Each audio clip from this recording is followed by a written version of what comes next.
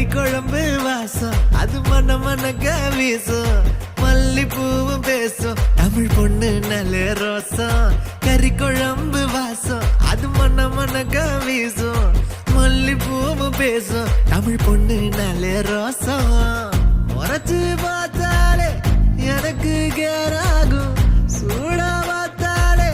சோடாவும் வீராகும் முறைச்சு பார்த்தாலே எனக்கு கேராகும் சூடா பார்த்தாலே